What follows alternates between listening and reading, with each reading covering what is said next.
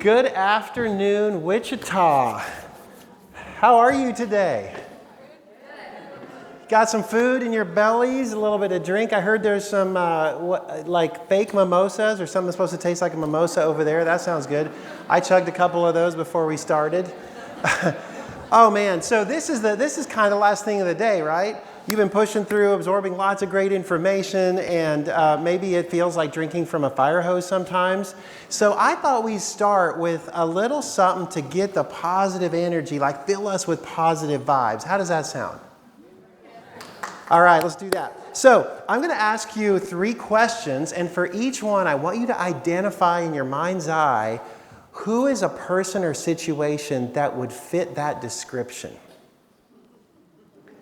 A little bit about my background. I grew up a missionary kid in Africa. This is a picture of me when I was probably 1.5 years old. Now, if I ever won $1 million, I would quit everything I'm doing and I would go rent earth moving equipment and I would play with dirt.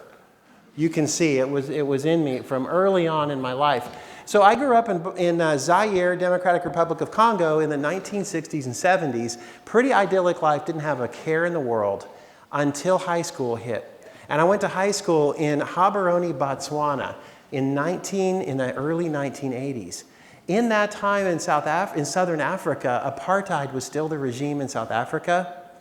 Nelson Mandela was in prison on Robben Island, and Botswana was the only functioning black democracy in Africa. And my parents were pacifist Mennonite missionaries. A real interesting kind of a pressure cooker, and certainly planted some seeds for me about why I care about compassion and accountability today. I'm also a father and a husband. I have 3 daughters, and so I've been practicing these tools at home since day one, and I can tell you they're lifesavers. I mean, it doesn't suck to go home to this, but there is a lot of dynamics, a lot of drama, a lot of communication that can go wrong, but it also can go well. And there's been nothing more important for me as a father than to have an open, trusting, communicative relationship with my daughters as they grow older. It's a wonderful thing. Here's the good news. I want to put it out there from the beginning. The really good news is that what I'm about to talk about today, this whole idea of compassionate accountability, anyone can learn it. And anyone can learn it quickly. And better than that, anyone can get immediate results. That's my kind of tool. I want to give you an example. We were doing a really comprehensive culture change initiative with Stormont Vale Health in Topeka.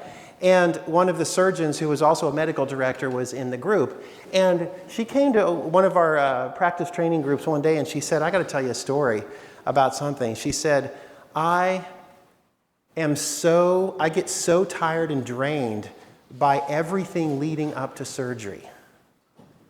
She said, I feel like I'm yelling orders, everybody's chasing their tails, trying to get paperwork done, insurance, records sent, everything in place. It's like just chaos so that I can go in there and do the surgery.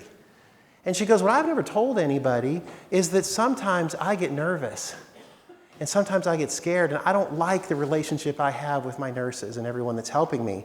And so she said, I thought I'd try something different. I thought I would try compassion and accountability for a change. It was a particularly high-stakes surgery with a 4-year-old.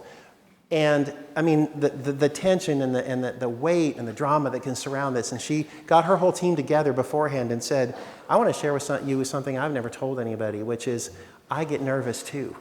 And I get scared because I want it to go so well. And it seems like all the weight is on my shoulders when I walk in there. And she said, I need your help. I feel like we should be working as a team. And I don't want to be barking orders at you and chasing you around and watching everybody chase their tails. I want us to feel like a team when we go in there because, quite frankly, I don't want to be alone. And when the words came out of her mouth, her heart was pounding as she wondered, are they going to lose respect for me? Are they going to feel like they can't trust my competence because I also get scared? I'm supposed to have it all figured out. I'm supposed to be the one that is so tough. And the most amazing thing happened, she said. Contrary to all of her worries and fears, one by one, these nurses said, I also hate it. I had no idea you were scared. I want to help you. I don't want it to be like this either. And they went into that surgery, instead of barking orders, they were on a mission to help create a situation where that doctor felt supported and safe and that we all have each other's backs. And the surgery went great, and they celebrated afterwards, something they'd never done before. They celebrated themselves and the teamwork that they had done. And she said, my gosh, I got out of that surgery feeling like I'm a healing machine. I want to do this again and again and again. And so do her nurses. That's compassionate accountability. Every moment matters. These are the moments that change the culture, that change your brand. And I want to share with you how this relates. One of my good friends, Bobby Herrera, he's the president and CEO of Populous Group. They're one of the largest staffing agencies in the US. And he said that brand is a lagging indicator of the quality of your culture. Brand is a lagging indicator. If we have anyone in here that deals with finances, risk, that kind of stuff, you know what a lagging indicator is. It means you can't create it, but it's coming based on something else that you did before. You can hire the best marketing agency in the world and the best branding firm, and you can do a fancy website and a brand remodel, but if your culture sucks, it doesn't matter.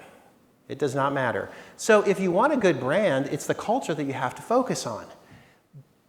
But it goes deeper than that, because culture is the sum of every interaction, every single one.